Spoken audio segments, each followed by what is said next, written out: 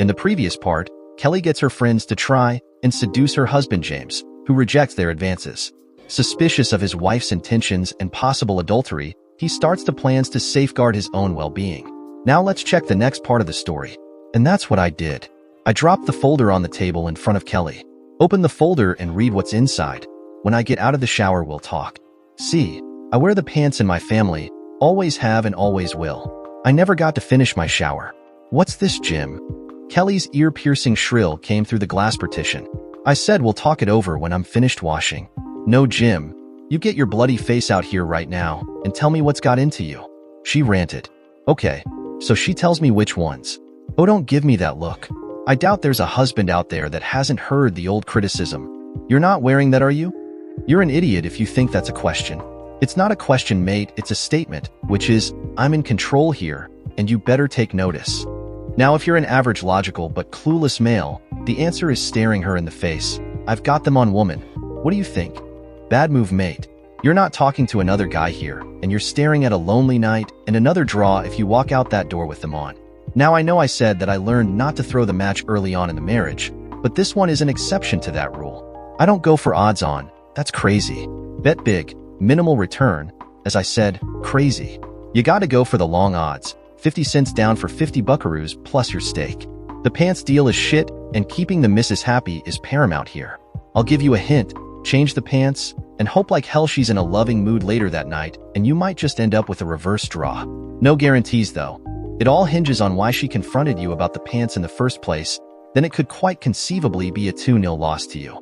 But hey, you didn't lose much but a lousy pair of comfortable pants. But that's not the reason why I sighed and shut the water off. What? Why did I capitulate then? Oh, my uncle watches Bloody Gridiron, and he's tried to teach me some of the rules. Poor bugger him. According to my uncle, what I just did was drop back, open the field and go for the long pass to the wide receiver. I think you Gridiron fans would know what I'm on about here. The rest you. Tough titties. And I now realize why I get sidetracked all the time. I'm trying to relate my thinking on life's mysteries and the married woman. So sit back, suck it up, and it might just help you draw the next match and maybe even win one or two. Now back to the confrontation. I grab my towel off the hook. You read the forms? It means just what it says at the top of page 1. Prenuptial agreement. It's the one we signed before we got married, but I've just added a codicil. This is me dropping back. I damn well read it. We don't need a bloody codicil to an already stupid prenuptial. She's angry again. What we need is for you to get your head out of your butt and apologize to me this minute. Getting angry and swearing at me isn't going to help the situation, Kelly. Go downstairs and open a bottle of wine and we'll sit down and talk this out like mature adults. So just give me a little peace and quiet to get dressed. I can be calm when needs be. On the outside, on the inside, I wanted to kill something. My quarterback is dancing on the spot, waiting nervously for the wide receiver to make ground. Kelly turned and stormed out of the bedroom. Open your own goddamn bottle of wine. I'm too angry to be talking to you now. I'm going out to cool down, so don't wait up. Okay, I got clobbered, and my throw ended up short. I walked out and flopped down on my back on the bed, staring at the ceiling, much as my quarterback was doing right now. Get my own dinner. Get my own wine? I don't even like having wine. I'm a beer man. I was trying to be nice, and where'd it get me? How about I get my own damn life instead? I shouted down from the bedroom. Hell, I hope she didn't hear that. My wide receiver missed the damn ball. Game over and no nookie tonight. Damn, I hate gridiron. Give me rugby league any day. Kelly came home around 10 that night as far as I could tell. There was a clatter downstairs as though she was bouncing off everything she could find to fall into before she slumped on the bed, not so much as removing a stitch clothing. There was no chat or goodnight kiss, not even a grunt, and she stunk of rum. She just turned her back on me and went asleep. Well, passed out more like it. She was comatose and never budged an inch all night. I know. I hardly slept a wink all night. I was in the kitchen pouring my first cup of coffee, feeling like death warmed up, before heading off to work, when Kelly staggered in. Oh God, I'm dying. I almost chuckled, now thinking that tired wasn't so bad this time in the morning. So this is what it looks like from the other side of a hangover. Morning, Kelly. You look like hell, darling, or something the cat dragged in. One of the two. I knew she couldn't fight this morning, so I felt safe to add, can we talk about the agreement this afternoon or not? I know it was an opportunistic move, but hey, like the Newcastle song by Bob Hudson tells ya, don't you ever let a chance go by. especially when they're handed to you on a plate like this. It was obvious that Kelly had a thundering headache from too much drink the night before and only moaned, "I'm certainly not in any condition to be talking about it now." She said this into her folded arms on the table. Her hair, normally brushed to a high sheen, this morning looked more like a rat's nest. Half of me felt sorry for her. The other half wanted to punch the air and scream yes. Instead, I voiced my understanding and headed off to work, thinking that I was pleased the roles weren't reversed. So far, everything had gone the way Leonard and I thought it might go. Leonard had said that Kelly would buck it first, but if she had nothing to hide and she truly loved me, then she would eventually come round and sign the change to the agreement. I still felt bad about the it, but conceded that while love made for a cohesive marriage, it wasn't by any means an airtight seal, and other sinister forces could at times of weakness destroy the delicate fabric. I know, my cynicism is showing, but think about it. If she didn't sign, then it was more evidence that she has already been unfaithful and I wasn't in the slightest bit interested in stopping her affairs. I love Kelly dearly, but if that were the case, then I'd have to look at taking it to the next level and have her followed. I had a sinking feeling as I drove home, knowing full well that I had the confrontation with my dear wife to contend with. I half expected to see a driveway full of cars and was mildly surprised that it wasn't a parking lot. As the garage door opened, I was even more surprised that Kelly's car was still inside. Coming in from the garage, I spotted Kelly in surprise number 3. Kelly wasn't next door, but in the lounge with 2 glasses of wine and the agreement sitting on the coffee table. I took a deep breath and said to myself, this is showtime. Don't chicken out now. You're backing 100 to 1 long shot here, baby. Kelly had the good grace to wait until I got through putting my briefcase away and undoing my tie. I thought we might need a little relaxer before we get into this. She pointed at the forms on the table. You're probably right, sweetheart. Let me tell you from the start that I'm certainly not happy about having to do this, but I think once you hear my reasons you'll agree that it won't have a deleterious effect on our marriage. Kelly sipped her wine and frowned. I'm not so sure how you can say that, James. It smacks of distrust to say the least. Are you saying that you don't trust me anymore? I picked up my wine. I told you I hate wine, didn't I? But took a gulp anyway and sat on the couch beside her. It did give me pause to think that maybe Kelly was capitulating, and the wine was her show of displeasure at losing this round.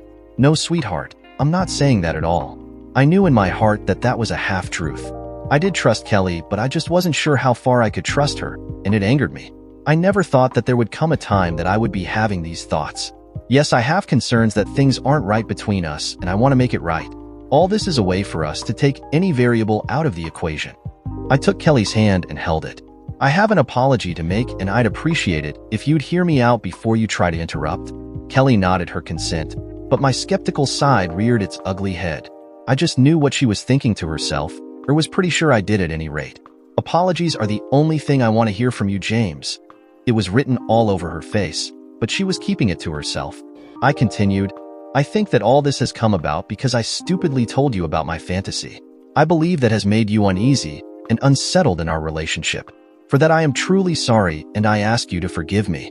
I took another long sip of wine. God, it tasted like cat's piss, and my face must have showed my dislike, because Kelly had that smirky look to her face. I think that confession of a threesome made you think that you were in jeopardy of losing me, and that is so far from happening that it's ludicrous, sweetheart, but I understand what you must have been thinking. If I went along and allowed you to do this for me, then that would make you a cuck. Kelly sat blankly staring at me for a minute, and then her face screwed up in confusion. What's that? I chuckled at her question. A cuck, my dear Kelly. In fact, in your case, the female version of a cuck. A woman who lets her husband sleep with other women, while she sits back and watches, or maybe joins in, whatever. I could see her start to object, and I cut her off. Before you say it, I am definitely not interested in an open marriage either. I'm hoping this change to the prenuptial will allay your fears, and we can get back to a loving relationship. I miss your tender touch and smiling face, my love. Okay, so I was laying it a little thick, and it sounded to me like I was, but I was just hoping that to her it sounded heartfelt, which it was. Don't can me over it. I was fighting for my marriage and future family. Give me a break. Kelly's face dropped as though she had a moment of sadness. This probably wasn't exactly what she was hoping for, I'm sure, but she managed to smile anyway. You stupid silly sausage, I was never worried about you leaving me, sweetie. I just wanted you to experience your fantasy. I'm sorry I didn't talk to you about it before asking our friends if they would help me to bring it about. That was my mistake, and I apologize as well. My mood lightened and I smiled. You have nothing to apologize for, my dear. It was a nice thought, and I appreciate you thinking of me, but as I said before, I could never go through with it for the reasons I stated earlier. Okay, I was buttering her up. It was fairly certain I had won this round. So a draw was in the bag, and now I was looking to make it 2-0 with me winning for a change. Kelly looked at the forms as though they were about to attack her. Do you still want to initial this codicil? You read it right? Does it look as though I want to send you to the poorhouse? Kelly chewed her bottom lip. Well, yes and no. I have to admit, it's harder on you than me. I may walk out of the marriage with nothing but the cloths on my back, but you are going to be paying me alimony for the following 10 years. What on earth made you put that in? Funny, but that's the exact same question I put to Leonard when we were drawing up this codicil. He said, it'll smooth the way for her to accept the changes. Are your skirts clean? I nodded. Hell yeah. Then you don't have a problem then, do you? I had the idea that smoothing the way was not what he meant, as I'm sure you'll agree. I'm the one who stupidly brought up the threesome crap, and that made it look like I'm the one dissatisfied with the marriage. I'm not. I love being married to you, Kelly. I did it so you could see that I'm not trying to corner you into this change to our prenuptial. I'm not being factious or confrontational. I really do believe that we need this to get by this rough patch and see that it can only reinforce our marriage. Okay, that was another half-truth, but I didn't need to be totally brain-dead. Kelly crumbled to my great confusion. I told you about the wine, so this wasn't totally unexpected, but I had thought that she would have to put up more of an argument. Damn. Another of life's little mysteries to add the vault in understanding the working of a female mind. Okay, James, if this is what you need to make things right again, I'll go along with it, but let me say this.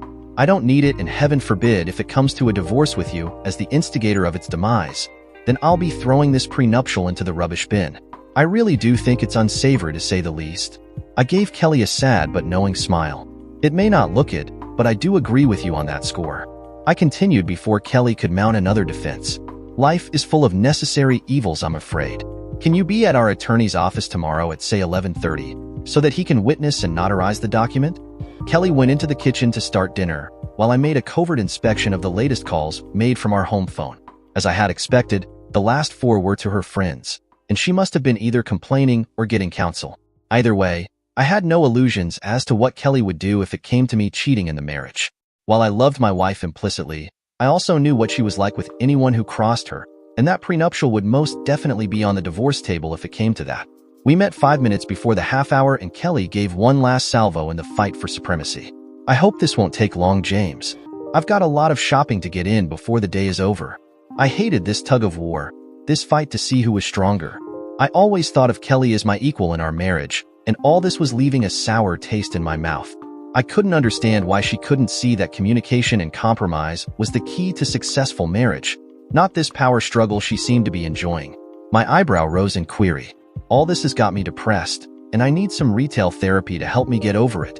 I have a $15,000 Visa card, and I intend to use it to pay for that therapy, and may very well go close to maxing it out. So be ready when the bill comes in from the bank, and don't say I didn't warn you. She finished with a cheeky but defiant smile. Okay, this one's a draw as well, an expensive draw, but draw nonetheless. I just knew I wasn't going to get out of this with a win, but 15 grand seemed a little over the top. What is it about women and plastic? If it's not plastic fingernails, it's plastic surgery, then plastic tits, and it all gets whacked onto their plastic cards. I paled at what Kelly had said but nodded. All for the good of our marriage, my dear? I sighed with little enthusiasm, with the old joke about wives, condoms, and wallets rattling around in my noggin. Some months went by with me keeping a keen eye on Kelly and her association with what I had now redubbed the Felonious Four. I noted that while she never actually ended her fellowship with them, she certainly backed a long way off. I even started to chill with conversing with them on a very loose basis, and I mean very loose, thinking we had finally got over this hump in our marriage. We saw them at parties, but they tended to keep to themselves, and though Kelly would occasionally go over and chat, she was never out of my sight.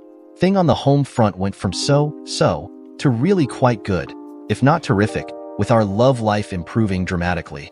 I'm winning here, big time. So why am I waiting for the other shoe to drop? What are you looking at me like that for? I understand concept of supply and demand. Kelly could quite conceivably be ramping up the supply in order to corner the market. Yeah, the other shoe. She then cuts supply and the market crashes, namely me. I hate that concept. I hate being on my guard, and I mostly hated that this was turning me into my father, the biggest cynic of all. Leonard called me into his office another 2 months down the track. Damn it, Leonard. You want to lay off all that junk food? How in hell are we ever going to get that midget throwing contest off the ground for the Christmas party? Not to mention you as well if we end up throwing our backs out in the process. Leonard sat in his chair and eyed the young twerp standing before him. And no, I'm not a mind reader.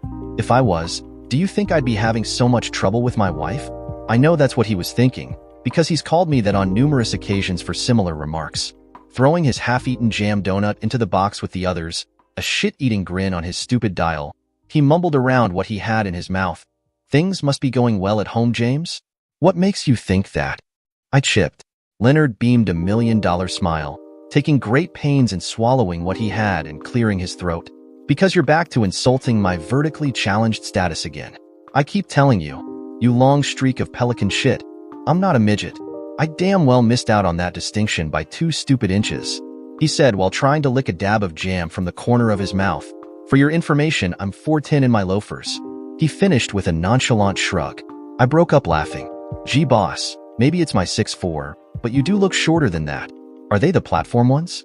For that you get to go on safari for 4 glorious days and 3 lonely nights. Leonard chuckled. What? Egad. Damn me and my big mouth. Where? Caxton. Jackson Enterprises are looking for a new solvent that's Greenie approved, and your little project fits the bill, I think. It might need a little modification to fit their needs, but that's your department. It's your baby, and I expect you to put it to bed safe and sound. Goddamn Caxton? That's the end of, well, nowhere. I take back everything I have ever said about you, Leonard. You are an a-hole. How long did you say I have to be there for, and when do I leave? I know I'm an a-hole, James. It's why we get along so well. With all the shit we have to deal with in life, where the hell would we be without them? For days should see it through, and you leave tomorrow. Just enough time to get home, kiss the little woman on the forehead, and get a couple of bags packed before you're out of here.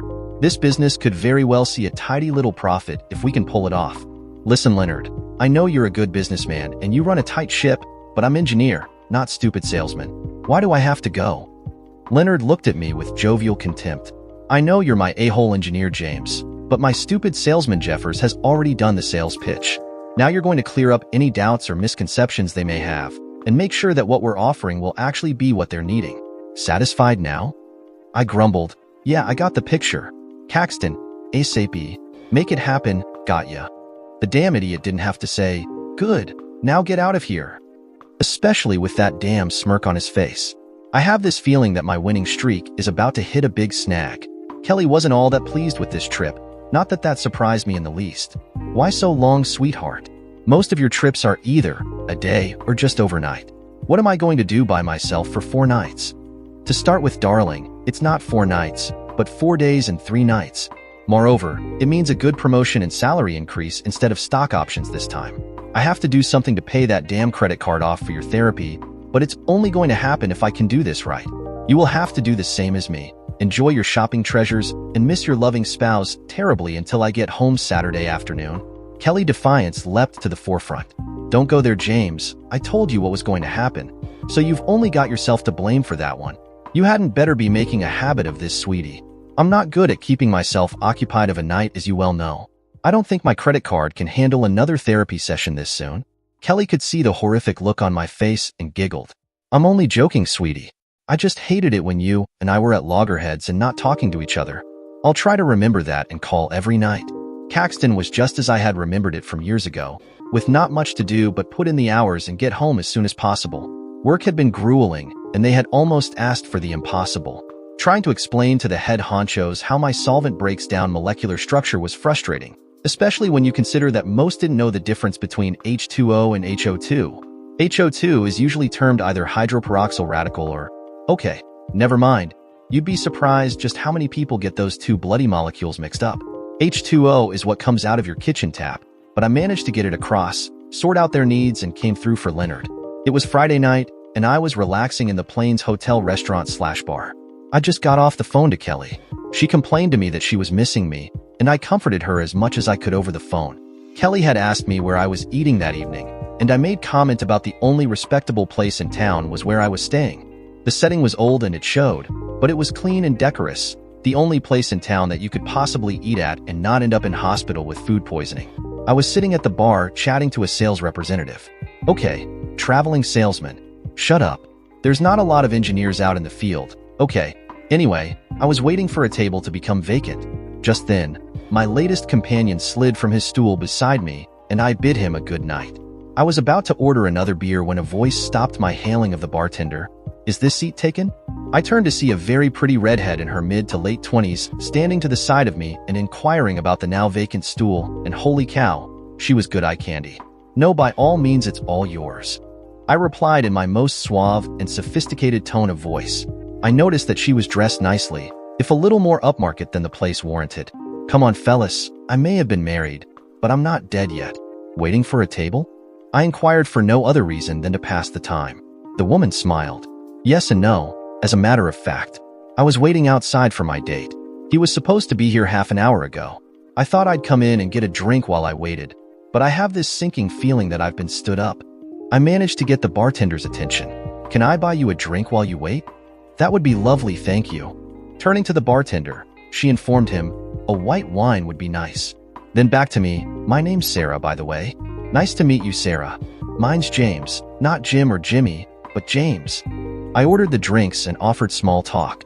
She gave me that look that everyone gives me when I give my little speech. You come here often, Sarah? I inquired, more to distract her from asking the obvious question. Good heavens, no. I have no idea why Bill wanted to meet here of all places. I travel a lot, and this would have to be the worst place to be stuck in for the night.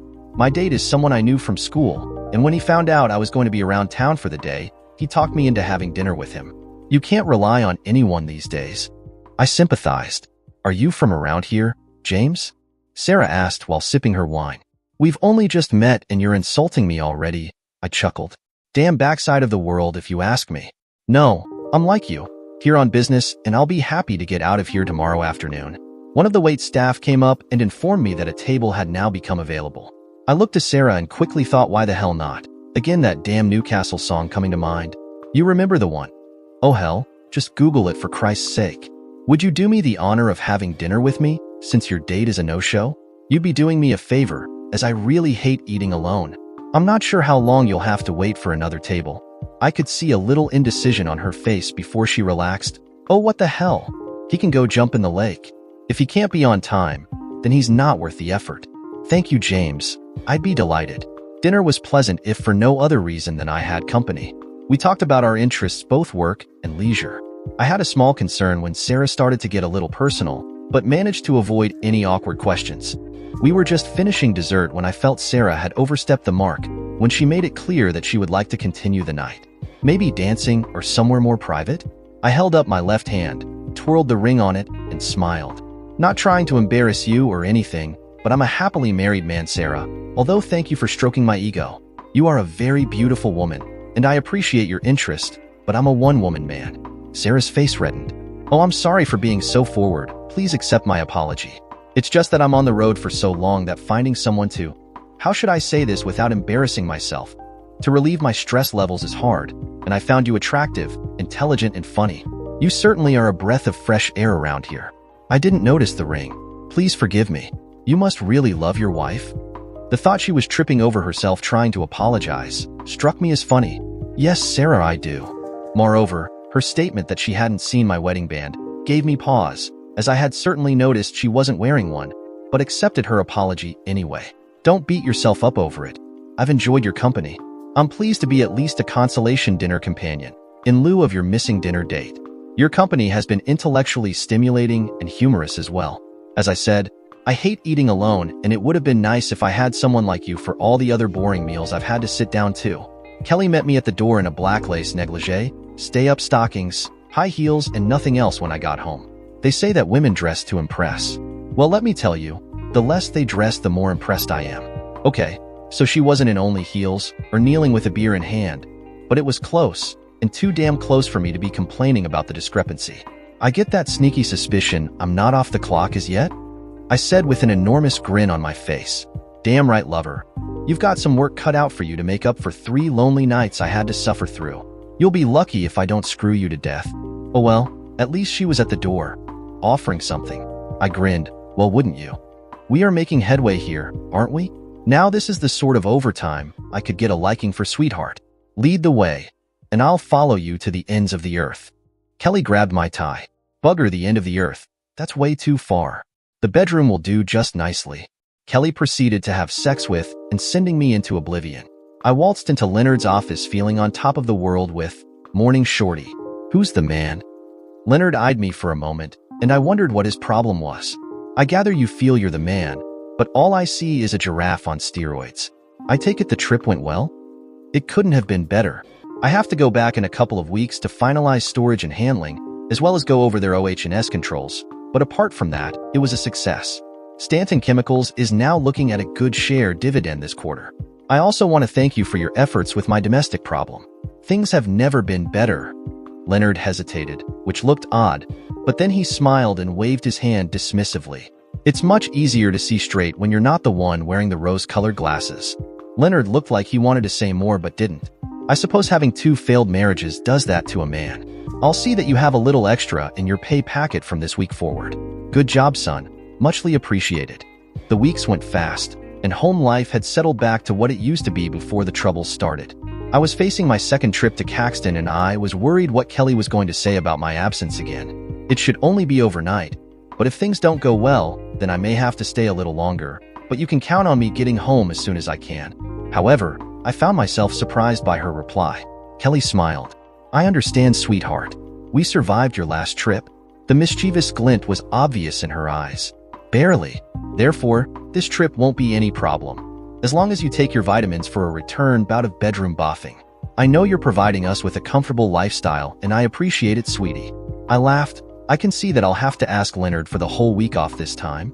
This trip wasn't any better than the last, in fact, and I had upped the workload, so I could get out of this godforsaken place a day earlier if possible. Long hours and even tighter schedules than they had planned, made for a tiring trip. My phone call home tonight due to be my only relief. Again, I was sitting at my table and pondering the menu like a fish out of water when my concentration was interrupted by the waitress. "Excuse me, Mr. Barrymore. Would you like some company for dinner? There's a lady at the bar who's here on her own, and I thought that maybe." The waitress petered off as my attention was caught by the woman she was referring to, or I thought she was referring to. Holy hell, if she was the one I was ogling. I quickly scanned the restaurant, and of course she had to be. She was the only unaccompanied female in the place, and damn, she was easy on the eyes. By all means, send her over. Eating alone is no fun at all. The waitress made the introduction. "Mr. Barrymore, this is Ms. Stevens." The waitress helped her with her chair. "Would you like me to get a menu for you, Ms. Stevens?" The woman nodded to the waitress while holding out her hand. "First name's Michelle. Only my friends call me Mickey. I'm pleased to meet you, Mr. Barrymore. I hope this isn't an imposition to your evening meal." I almost sent my chair flying as I rose to greet my dinner guest. No, I'm more than happy to have conversation with my dinner. "My name's James. Please sit." I was so spellbound that I forgot my little spiel about being James, not Jim. "Have you ever met your dream girl?" Well, I can now say I have. This woman couldn't have been more perfect if I had custom ordered her out of a catalog. Tall, slender, with long blonde silky hair, and no more than a very good handful. Well, I'm sure you get the idea. I was half tempted to check that my tongue wasn't laying limp on the table. God, she was female perfection incarnate. Plates arrived as beer and wine levels dropped, whilst the conversation was good, if a little stilted because of my lack of brain power. Don't look at me like that. Looking at Michelle was like visualizing the perfect molecule in all its glory. 2 of my IQ points were required for eating. That left 3 to think with. You're right. The other 120 were conspicuous by their absence, most likely checking out the chest on the vision that was sitting in the chair opposite, no doubt. Norman would have been stuffed by this point, reduced to a slobbering idiot, and that's no condemnation of Norman, but you can see what I'm getting at here. As it turned out, I was happy that those 3 were putting in a mammoth effort in doing what they're paid for, and that's keeping me out of trouble and doing the thinking. But there was something that just didn't gel in my mind. Once I had gotten over the initial excitement of meeting this simulacrum of Aphrodite. Sorry, I get awfully formal when very serious, and it must have showed in my attention. Michelle paused between bites with a forkful of food, held gracefully by slender manicured fingers, halfway to her mouth. "Something on your mind, James?" I put my knife and fork down and wiped my mouth on a napkin before laying it beside the plate, all the while trying to pull all my thoughts together in one solid theory. What was it, though? Not eating allowed the 2 points helping with that task, to now have time to huddle with the other 3 and do a little brainstorming. Okay, maybe it wasn't storming, probably closer to a slight precipitation, but I had effectively just about double my IQ. Michelle calling me James and not Jim like most people, especially since she obviously doesn't worry about having her name shortened, made up my mind to ask. I'm a little perplexed by my good fortune of late. See, what did I tell you, formal? Michelle set down her fork and took a sip of wine. Perplexed? I'm not sure what you mean, James. There she goes again. James, not Jim or Jimmy. Suddenly there were alarm bells ringing, red flags popping up all over, and the 120 recalcitrant points realized that there was something brewing and they had better get their butts back to work. Conditioned as I was to people not using my full name, this just stood out like dog's balls. I took the time to look around the restaurant, and with all my IQ points now working on one project, I was able to regroup and mount a good defensive. My formality just got stronger as I kept my voice low and modulated. I was here a couple of weeks ago and had the good fortune to meet and have dinner with another beautiful woman. Now I sit again with absolutely gorgeous company and wonder what I have done to make the gods of fate smile upon me once again. One would think that you have a suspicious nature, James. Michelle placed her wine glass down and tilted her head in query. Now I might be paranoid, but that doesn't mean that someone is not out trying to kill me. For the first time in my life, I wish the person I was talking to would just call me Jim. I was feeling very uneasy. My sister has just had a baby and is still in hospital. I'm here visiting her and decided I really didn't want to cook for myself, so I came down to the only place in town you can possibly eat, hoping to find food and friendship. Is there anything sinister in that? I smiled. Not in the least, Michelle. It's just that you are, and please forgive me for my forwardness. You are my vision of perfection. You look to be 6 foot, or thereabouts. Your legs go all the way to your, excuse the terminology, but go all the way to your eyeballs and such pretty crystal blue eyes, the likes I have ever seen. They almost glow from within. Blonde hair down to your waist that flows like silk, and not to get too personal, but your other womanly charms are perfect as well. And that dress fits you so well that it almost looks like it's painted on. Michelle had the good grace to blush at my rendition of her physical attributes. Why, James, are you trying to seduce me? She batted her eyelids coyly. Thank you for your kind words, but for a start, I'm just short of 5'11". I try not to let my vanity rule me, but like most women, I do like to feel desired. She took another bite from her plate. I sat and waited for Michelle to finish, flashes of Caroline's seduction attempt coming to mind. I now saw them as downright pathetic in comparison to Michelle. She looked as though she wanted to add, "With your flattery, what are we waiting for?" I almost laughed aloud, but kept it to myself. I now realized that Michelle's entire wardrobe was designed with this particular objective in mind. Her hand movements were even more subtle than Caroline's. This woman knew her business. I'm sorry if I gave you the impression that everything I said was a seduction on my part. You are quite entitled to a modicum of vanity. That isn't what has me interested in your motives. I nodded over Michelle's shoulder. There is one man over at a corner table who on the surface seems to be a little more interested in us than the rest, which, by the way, I can understand, because I have to admit, my ego is just tickled pink by their obvious jealousy. I know I'll have to put it on a strict diet after our evening, just to be able to function without looking arrogant. That man over there also looks familiar, but for the life of me, I can't put a place to him. So? It was obvious that Michelle knew the effect she had on to opposite sex, and it showed in her smile, but she also looked a little antsy at the tone of the conversation I was setting. So, I have to look around and wonder. There are 4 unoccupied tables, but I understand your want for company, so that explains that one. You look to be no older than 25, while I'm 10 years your senior. Taking in all the males in the room, I see at least 2 closer to your age, better looking and dressed as well, if not better than me. Michelle corrected me once again. I'm 30 next month, but thank you for the compliment. She was obviously trying to break my concentration. I nodded in recognition and continued. I have no wish to offend you, Michelle, but I feel there is more to this dinner than I'm being let in on.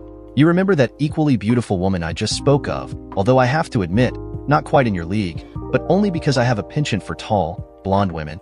She made it clear that if I was interested, then the night could have ended, let's say on a more amorous note.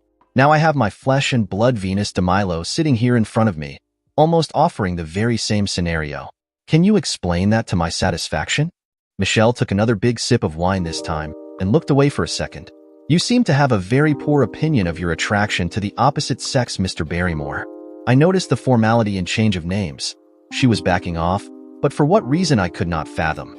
I can assure you, you stand head and shoulder above the others here in this restaurant in that regard. Michelle was still trying to remain professional. I was sure of that. I suddenly had a horrifying thought. Professional? Surely not? That would just destroy my whole night if I found out that she was just drumming up business. God, I hope she's not on the game. But that only left me with an even more terrifying thought, and this one saddened me a damn sight more. So I decided to call her bluff and sighed, "Oh my dear, you are good, but not quite good enough, and that isn't any reflection on your talents.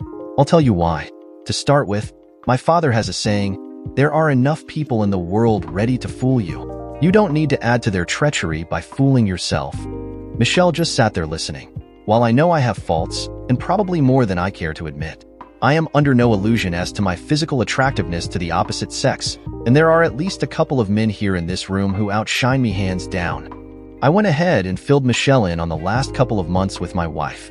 I could see Michelle's eyes squint in concentration, then harden in recognition as she heard of the prenuptial and the kind of friends my wife was socializing with. "So what you're saying is that you believe your wife is trying to set you up?" "In a nutshell, my dear, if it weren't for that, I probably would have been clueless as to what you were up to. I am right. There is more to this evening than just pleasant dining company." Michelle stared at her hands clasped tightly in her lap. "Your suspicions are not unfounded, Mr. Barrymore." When I should have been happy and smiling about my Sherlock Holmes powers of deduction, what she just said made my face drop instead. "It looks as though the time has come to clear the air, so to speak. I'm with an agency that deals with cheating spouses. We put the bait in the trap and wait for the cheater to take it." She could probably see my face cloud up in gathering annoyance. "Before you condemn me as a hooker, I'd like to assure you that I haven't and will never actually bed any of the men I'm paid to seduce. The man over in the corner is my minder. He's here in case you, the mark gets, let's say, a little upset at being in that setup." I believe she threw that in case I was thinking of getting stroppy. I nodded my understanding, surprised at myself that I was relieved that this creature of beauty wasn't a common hooker after all. Now I remember where I saw him last.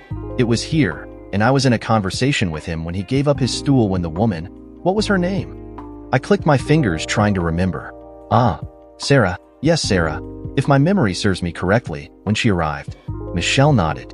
"Yes, Mr. Barrymore. Her name is Sarah, and we work in pairs. It's safer and easier to shepherd the mark instead of us wasting time getting him by himself. Your wife contacted our agency with concerns that you may be having affairs when you were out of town on business. She gave us your picture and location, and the rest was up to us. This time she gave us your preference for tall blonde women, hence the reason I'm here. It seems as though we have both been set up." I grunted my assent. "So that explains why you never shorten my name like most people do. Sarah knew my preference for James, am I right?" Michelle smiled sheepishly and nodded. My mood had morphed from jovial to sad, to aggro in minutes, but I managed to keep it out of my voice. "It confuses and pains me to think a woman such as you would undertake this sort of unsavory employment. Why are you in such a sordid business?" It was Michelle's turn to sigh. "You have just finished bestowing my physical qualities, and without wishing to appear any vainer than I really am, you have so graciously pointed out I am just about damn near perfect. But," I nodded knowingly, "there is always a but in there somewhere, isn't there?" "You're right, James. All this glamour, this artificial tinsel and wrapping comes at a price." This statement surprised me. There was more to the vision than meets the eye, as pleasant as that vision was.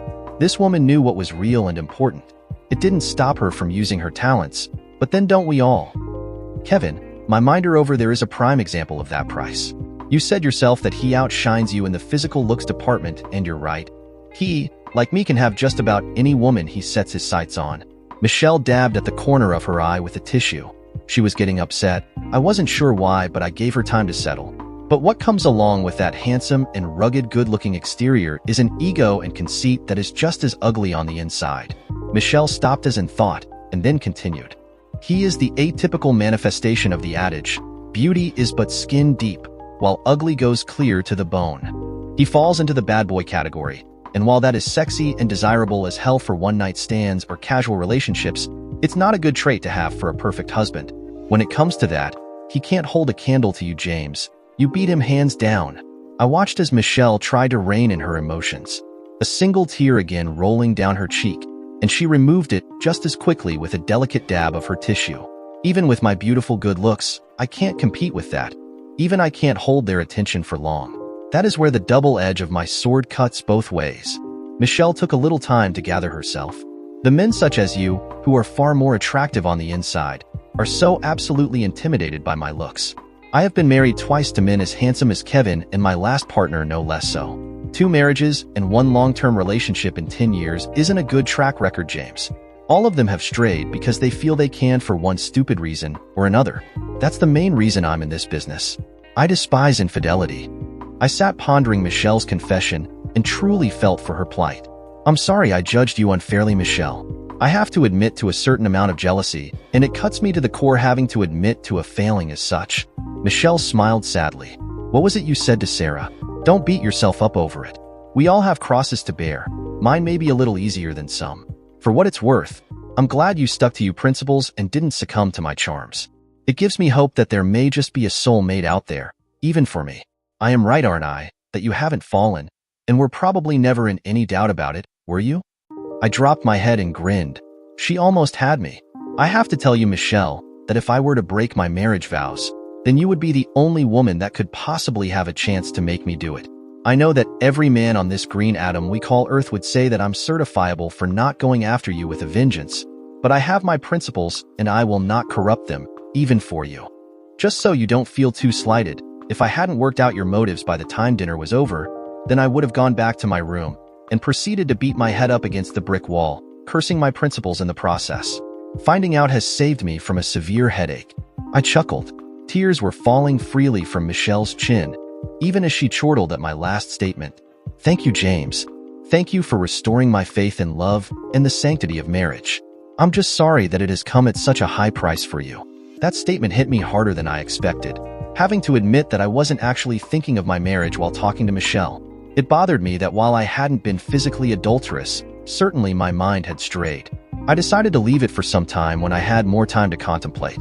Brightening a little at the averted crisis, 25 of my IQ points went back to ogling this immaculate creature, while the rest took pleasure in conversing with Michelle on many levels. Ever the optimist, I took solace in the fact that, although this dinner had just about crucified my trust in my ever-loving wife, at least I've had the chance to meet and converse with my dream girl, such is life. As our dinner wound down and Michelle prepared to leave, I took her hand and gave her a light kiss on the cheek. I'll remember tonight for the rest of my life, Michelle. In addition, if it makes you feel any better, I have to believe that your beauty is a tad deeper than skin, and if things were different, then I'd have liked nothing more than to find out just how far to the bone yours goes. I know it might sound strange, but thank you for a very pleasant evening. Michelle's face brightened considerable as she stood and turned to go, before turning back to me smiling. You know one of your qualities, James? I made a quick shake of my head and a shrug. Your prodigious ability to make the people around you feel very special. Sarah commented on it to me before I came to meet you, and I have to agree with her. Kevin doesn't beat you by much in the looks department, James. But when it comes to personality and character, he is not even in the same book, let alone on the same page as you. She winked and left, leaving me feeling good and sad at the same time. I got back to my room and closed the door. I had kept my anger under control all evening as events had unfolded, mostly due to Michelle's charm and poise. But now I was alone and I let out my frustrations by picking up a glass and throwing it savagely at the wall. That deceitful woman. It was at Kelly that my anger was directed. I knew I had to make a phone call home, but I wasn't sure if I could hold it together. The last thing I wanted was to give the game away. I knew I still didn't have any proof, but the smoke was getting thicker by the minute and I needed something more than what I had. If I was to prove Kelly innocent or guilty of adultery, I needed to keep her in the dark as much as she had kept me. I hate the mind games stupid people play, just to amuse themselves. Hi, sweetie, how you doing? I didn't trust myself with anything more than that to start with. Kelly giggled, and it was something that was now making me angry and sick to my stomach. How do you think I'm doing? Are you going to be home as planned? I felt like reaching through the phone and grabbing her by the throat. Where did that come from? There would be only one reason she'd think that I wouldn't be home. Maybe she's thinking that I've hooked up with Michelle and have planned to stop an extra day? I needed time to get my cool back, so I made it sound that it wouldn't be tomorrow like I was striving for, but the next is planned, or the one after. I'll call you when I know more, but you can count on at least 2 more days. Can you handle that, sweetie? I wanted to smash the phone to pieces as I said those words. Kelly sounded like she was pouting over the phone, but accepted my apology. I suppose there's not much we can do about it. Just get home as soon as you can, baby. That wasn't the Kelly I knew, and things like this didn't just roll off her, like water off a duck's back. She should be damn well waterlogged, and she should have whined and complained. Her cavalier attitude to extending my trip was so uncharacteristic of her. I felt a shudder at Kelly's endearment, but managed to finish, "I will, sweetie. I miss you, my love. I'm very tired from work, and all I want to do is go to bed. I'll be home as soon as I can." Now that bit was the truth, having already finished my business here, and planning to leave the first available flight out the following morning. With flight time and commuting, I should be home by lunch.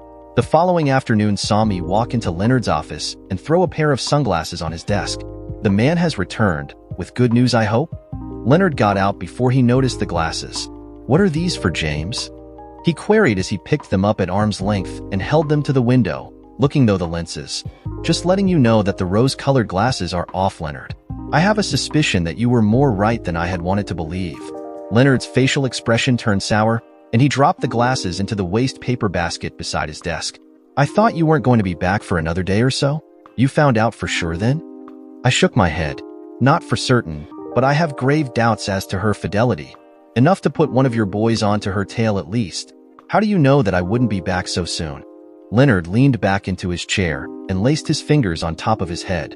"Okay, James, the fickle finger of fate has flipped you the bird. That's not what's in question here. What you have to ask yourself is, do you lie down and accept it? Or do you suck it up and get on with living? What are you going to do?" Leonard hadn't answered my question, but he didn't always answer if he thought the question wasn't that important, so I was sure I'd find out if it was. For a start, I have to suck it up, go home, and pretend I know nothing, just like the stupid, ignorant idiot Kelly thinks I am. All the while finding an investigator to check out her movements. Damn, that's going to be hard, and I don't know if I can keep it together until I find out what she's been up to. I was never any good at drama class at school. The last thing I want to be doing right now is pretending I'm clueless and have to follow God knows who's into bed with her. Leonard sat forward, dropped his hands and twiddled his thumbs, clearly agitated. "I might be able to help out there, son." I just stared at him until he went on. "I took it on myself to do some checking for you. I knew you were too involved and in love to set the hounds on her, so I did it for you." I sat down heavily as my legs gave way. Even as I was telling Leonard of my suspicions, I was secretly hoping that there was some plausible explanation that I hadn't thought of to explain everything that had gone on, but Leonard's demeanor reeked of finality.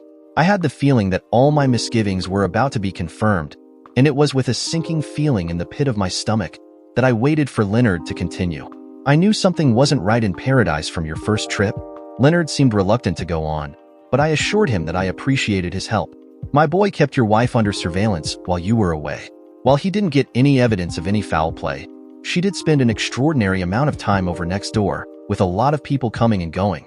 I wasn't sure what to make of it, so I did something that could quite possibly get me in very deep shit if it got out. I put a tap on your phone line, and that is where I got all the facts." Leonard slid 2 cassettes across the desk to me.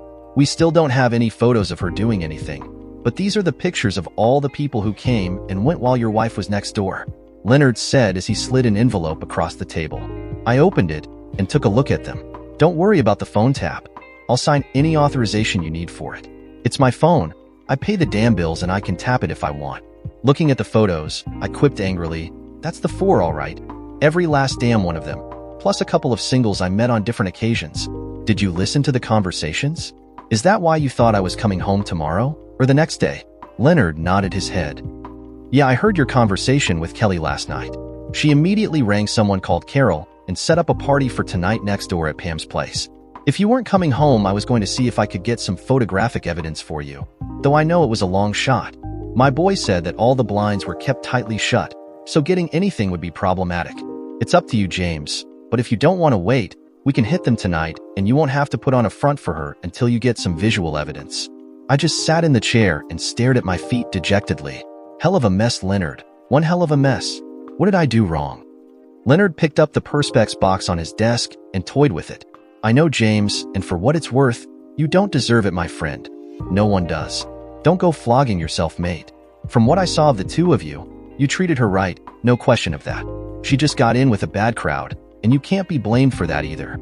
She's not a child who needs a minder, James.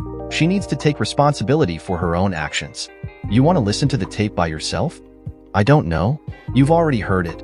So it really doesn't make any difference, does it? You being here might stop me from destroying your office."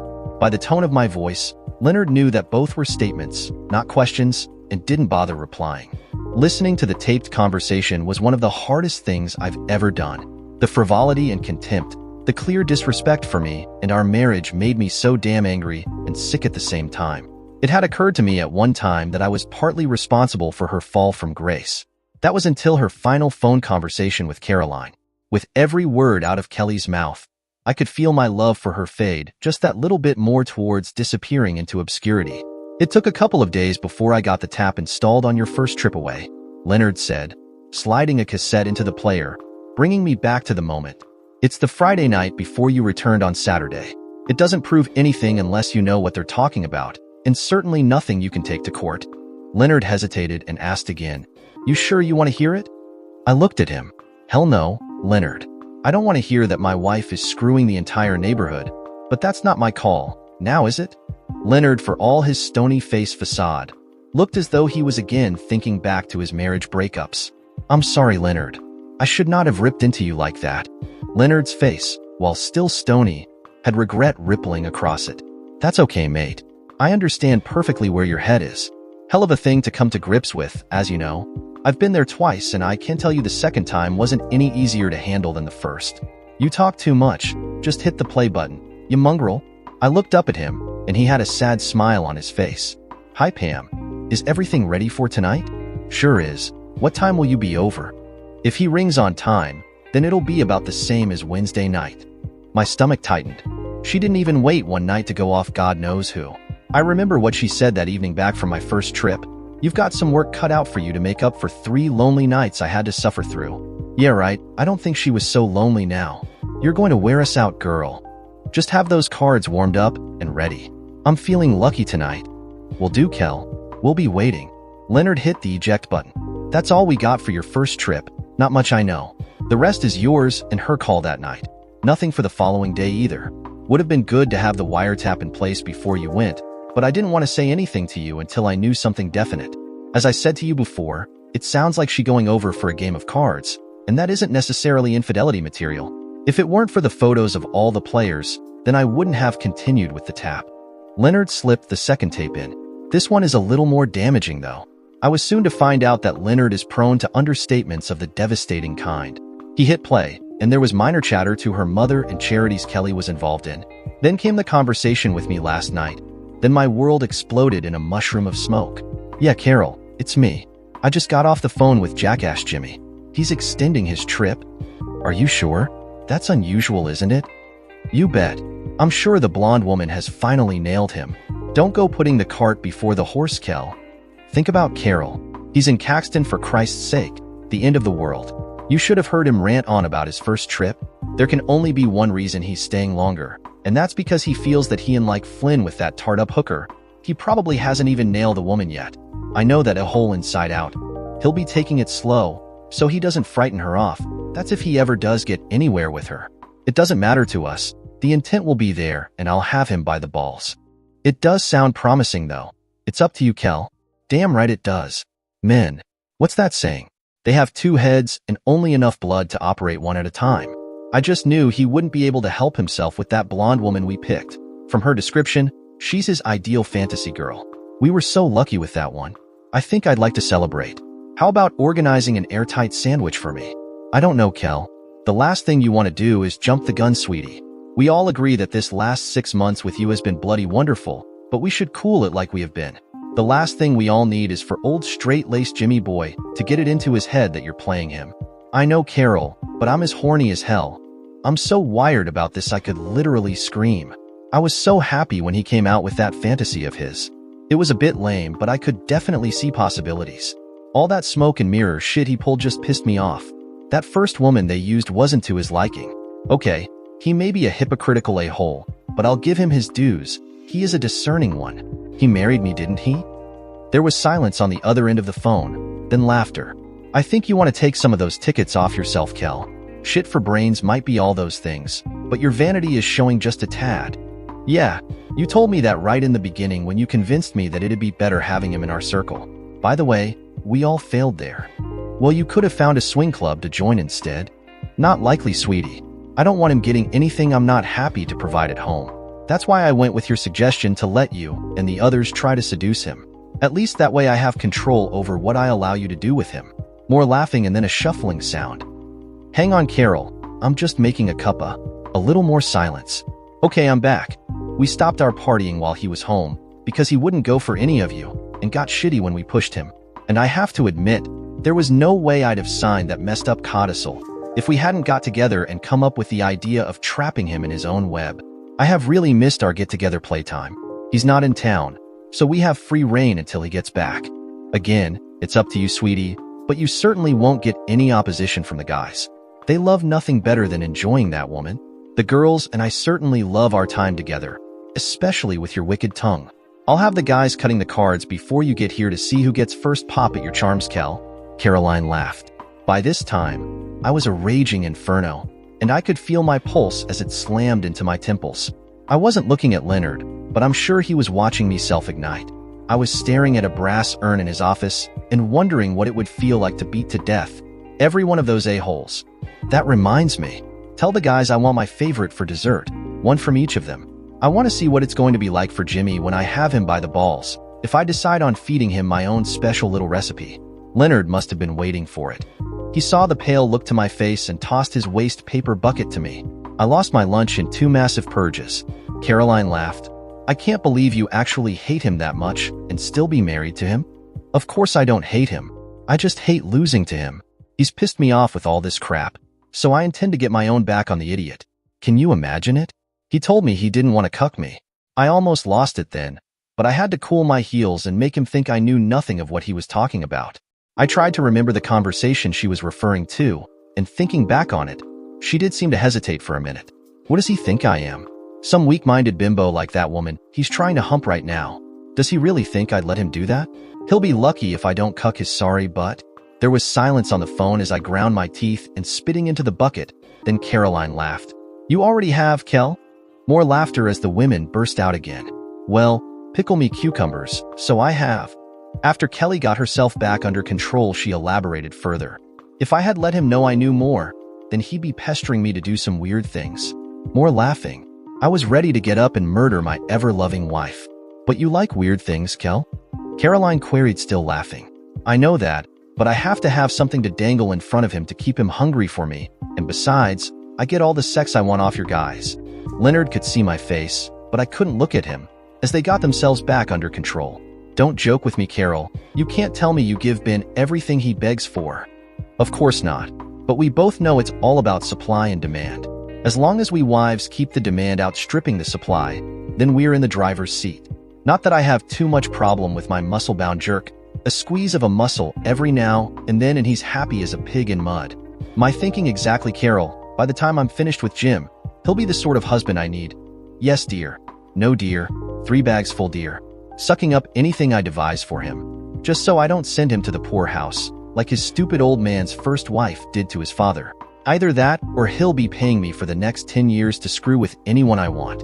Don't get me wrong, he's everything else, and he worships the ground I walk on. A good provider, and does his fair share of household duties, and I love him to death for that. It's just the sex and his damn pompous attitude that needs revamping, and then he'll be just what a girl like me needs to be happy. I was still dry heaving into Leonard's bucket as the tape ended and Leonard handed me a couple of tissues. Don't take this the wrong way, mate, but it's good to see your reaction to the phone conversation wasn't any better than mine. For a minute there, I thought I'd made a mistake giving you the bucket. That's the second time I've heard it, and I still feel sick to my stomach. I couldn't look up for quite a while. I'm embarrassed to admit that by then, I was bawling my eyes out. The only consolation I had was that Leonard had been in my seat twice and knew what I was feeling. But it still wrangled me that I wasn't tough enough to handle the fallout. Unless you've been through it, you can't really appreciate what it does to your own sense of worth. We spent the rest of the afternoon going over different scenarios of how to break up this party and finally settled on one that seemed to have most chance of maximum impact with minimum effort. It was going to easier than I had first thought, and with Leonard's help, just as easy to organize. Dear listeners, the next part will be out in a few minutes. Meanwhile, please share your thoughts in the comments section below and don't forget to like, share, and subscribe.